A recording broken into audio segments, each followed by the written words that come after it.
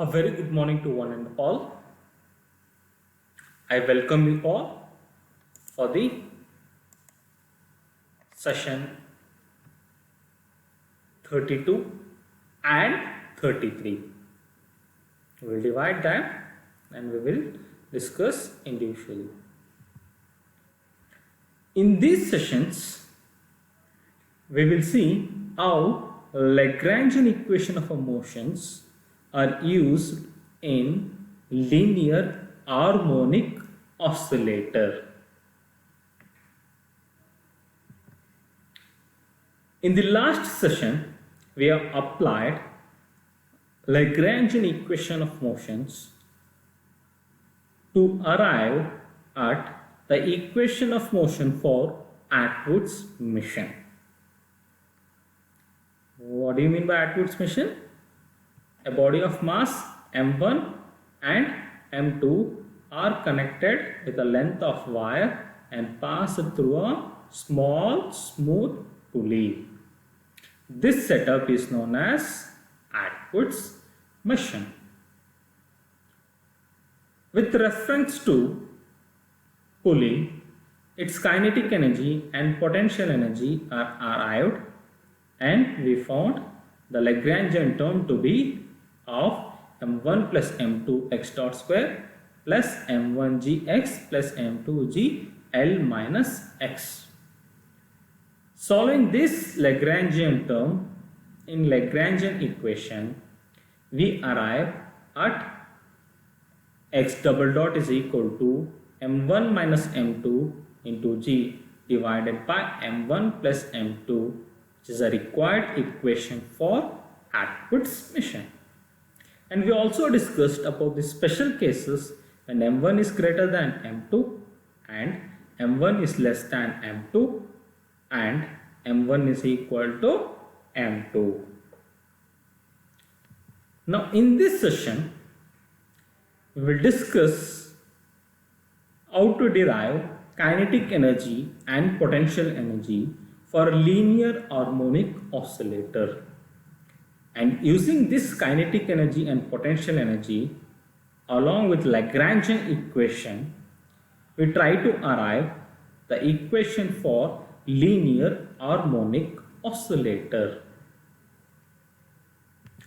By the end of this session, we will be in a position to derive equation of motion for linear harmonic oscillator using Lagrangian equations of motion.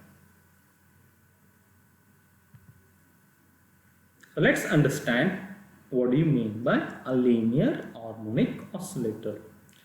A linear harmonic oscillator is a system that when displaced from its equilibrium position experiences a restoring force which is proportional to its displacement, which is given by F is equal to minus kx, where k is a spring constant, minus represents that the acceleration and displacement, they both are in opposite direction.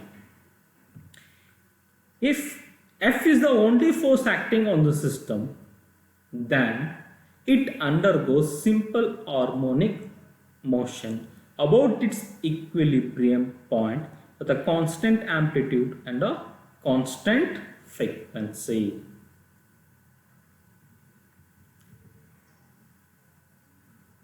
Now let us consider a body of mass m attached to a spring with a spring constant k fixed to a rigid support. On applying external force in this direction, because of the restoring force, the body sets in opposite direction.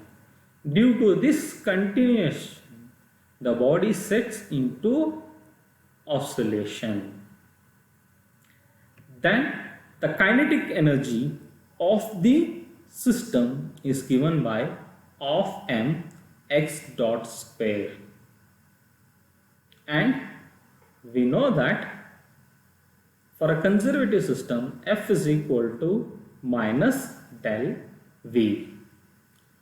Therefore, to know its potential, V is equal to minus integration of F dot dx. You know that F is equal to minus kx. On substituting and integrating, we arrive a potential energy to be of kx square. Now we have obtained kinetic energy and potential energy for linear harmonic oscillator. Substituting these terms in L is equal to T minus V, we have Lagrangian term to be of mx dot square minus of kx square. So the nx is chosen as generalized coordinate. Then differentiating L term with respect to x dot and differentiating L with respect to x dot, and on substituting in Lagrangian equation, we arrive at equation mx double dot plus kx is equal to 0. This is a required equation of motion for linear harmonic oscillator. On rewriting, x double dot plus k by m, x is equal to 0.